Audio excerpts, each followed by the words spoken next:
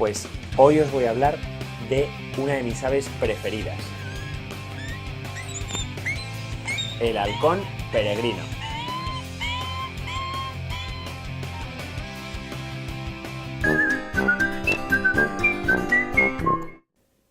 Pues aquí os presento un pollo hembra de halcón peregrino. Os digo hembra porque en las rapaces sí que hay muchísimo dimorfismo sexual entre los machos y las hembras. Normalmente las hembras tienen un tamaño un tercio superior a los machos.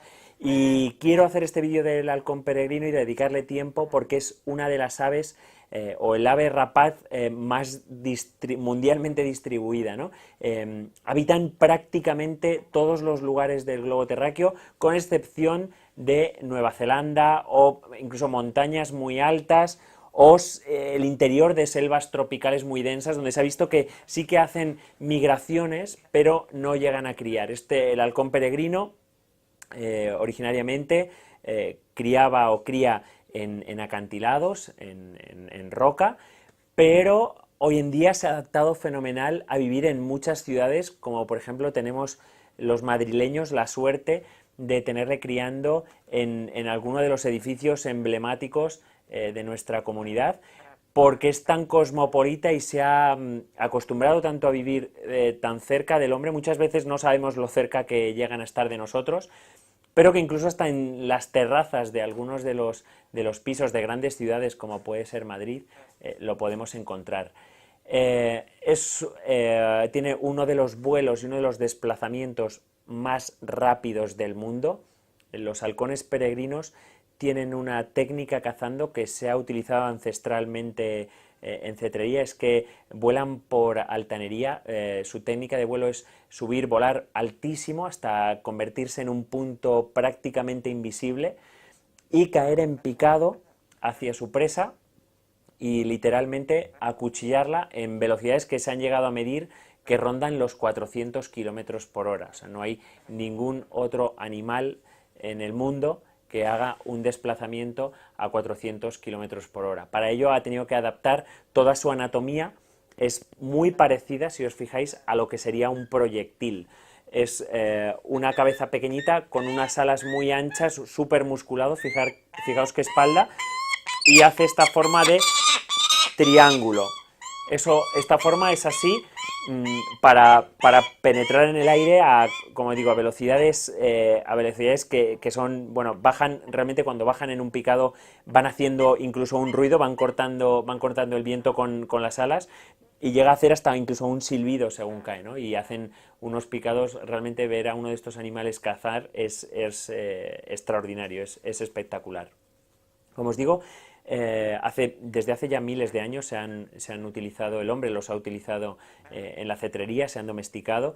Hoy en día son muy estrictas las leyes que regulan tanto su tenencia como su comercio. Veréis que todas estas aves deben estar siempre anilladas, que es una de las cuestiones que nos dicen que están controlados y que se crían en cautividad.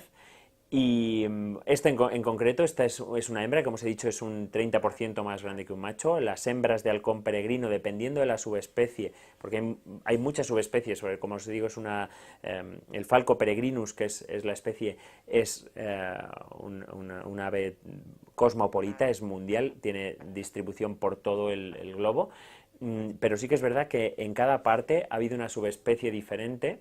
Concretamente la que tenemos en España es el Falco peregrinus brockei, donde las hembras rondan un peso aproximado. Es un pájaro aquí en España, el peregrino es un pájaro pequeño con los peregrinos que podemos encontrarnos en el centro de Europa, en el norte de Europa o en el norte de Estados Unidos.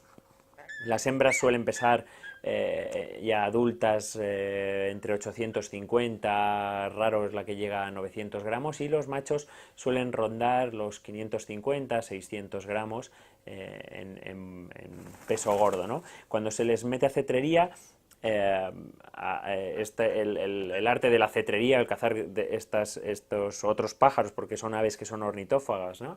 El cazar otros pájaros con ellas implica que tenemos que hacer un manejo muy, muy estricto del peso.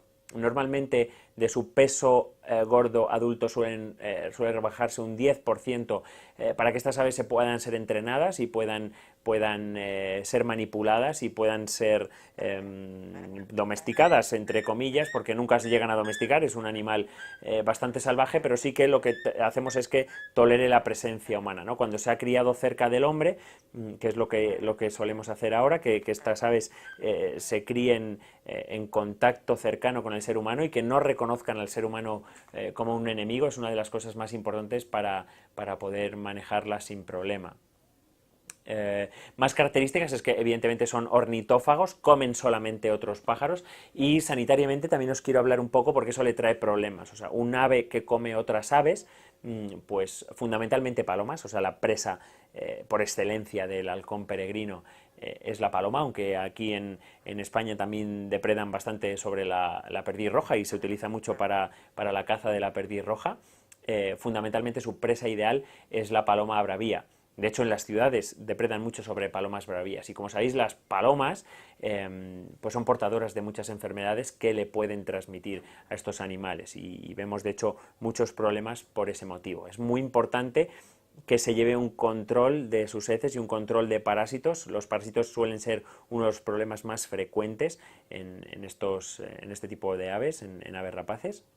Y se debe controlar por lo menos mínimo 2 veces al año, pero lo ideal es hacerlo en aves que están cazando, hacerlo por lo menos 4 veces al año, hacer un control tanto de hisopo faríngeo como de heces, ya os digo, por lo menos 3 o 4 veces al año en aves que están saliendo a cazar y en aves que tenemos sometidas a un estrés por control de peso para que cacen para nosotros.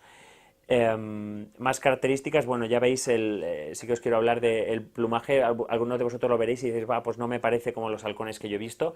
El plumaje es completamente diferente, el de pollos y el de adultos. Esto es una estrategia también de la naturaleza para que los adultos no reconozcan a los pollos como unos competidores de territorio, simplemente por el dimorfismo que hay.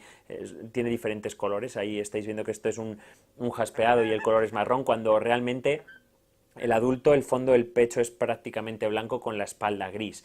Es muy diferente. Yo os invito a que busquéis más vídeos sobre el halcón peregrino, porque es muy fácil distinguir cuando estamos ante un pollo y cuando estamos ante un adulto, y cuando estamos ante una hembra y cuando estamos ante un macho, por la diferencia de tallas de los dos.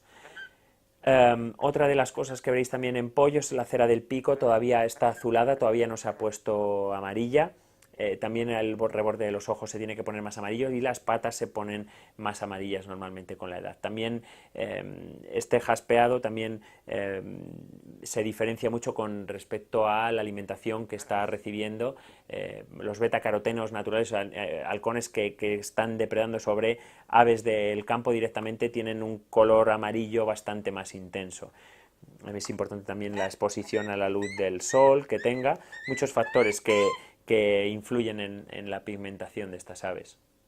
Hablando un poco de su ecología, muchos de los peregrinos, donde sobre todo el clima durante todo el año es más o menos suave, son sedentarios, no hacen migraciones. Pero otros peregrinos de latitudes superiores o inferiores, donde los inviernos sí que son realmente duros, hacen migraciones que además incluso atraviesan y van a pasar sus inviernos a climas donde es más suave, incluso hasta climas tropicales. Ahora recientemente hay estudios en los que se les ha puesto radiotransmisores y bueno, se ha hecho seguimiento de peregrinos que hacen migraciones de 14 y 15.000 kilómetros, ¿no? O sea, que desplazan un montón. En estas migraciones ellos se hacen muy cazadores nocturnos y bueno, se les ve depredar sobre muchísimas aves diferentes, pero así, bueno, pues como datos puntuales os diré que los pil, que normalmente es la subespecie que vive en acantilados marinos, pues depreda fundamentalmente sobre aves marinas.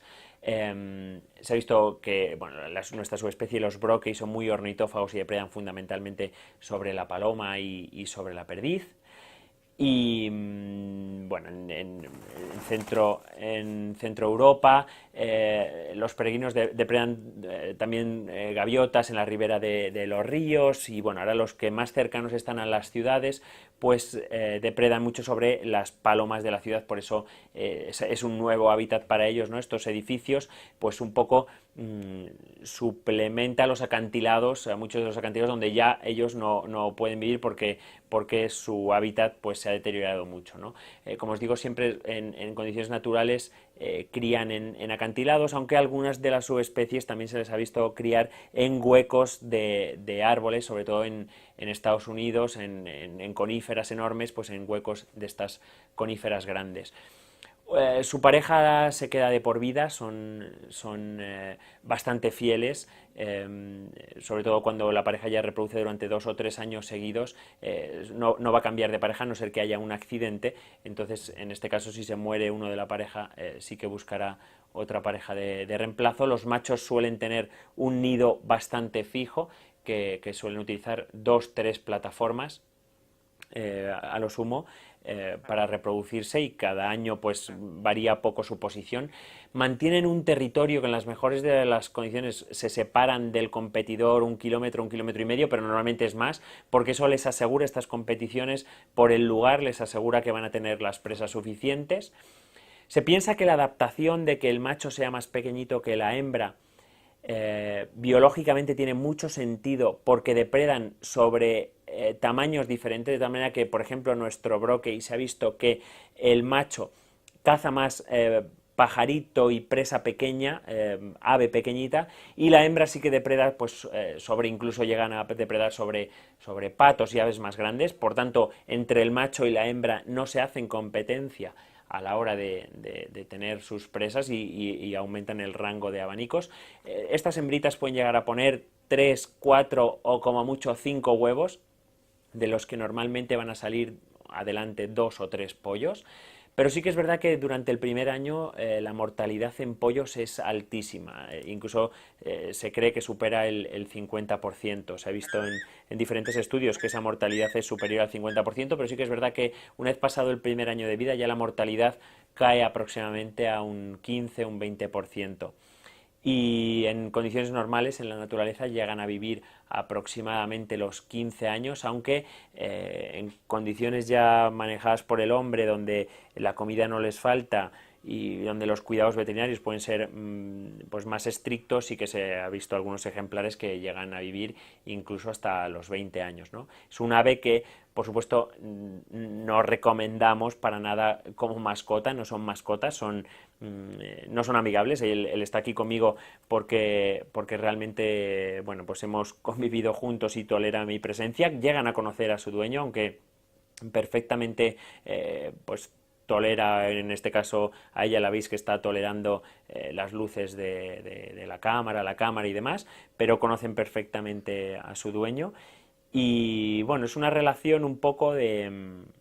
No es mascota como tal, es lo que quería decir, sino que es un poco una relación de colaboración, de amigo, ¿no? Porque llegan a coger una complicidad muy estrecha con la persona con la que salen a cazar, porque ellos se acostumbran ya, cuando están manejados por el hombre, a cazar dependiente al hombre. Es decir, el hombre es el que ahuyenta la presa y el ave es el que la consigue cazar. Así se supone que es como empezó además la cetrería hace miles de años, con pastores nómadas, ¿no? Estos primeros pastores se fijaron que cuando iban con sus rebaños de ovejas, las ovejas espantaban a algunos pájaros y de repente venían otro pájaro del cielo que era el que cazaba esas presas, ¿no? Y así fue como un poco se piensa que fue el hombre como se dio cuenta de que estas aves podían ayudarle, ¿no? a conseguir de algún modo alimento, y es la historia de el hombre y el halcón peregrino.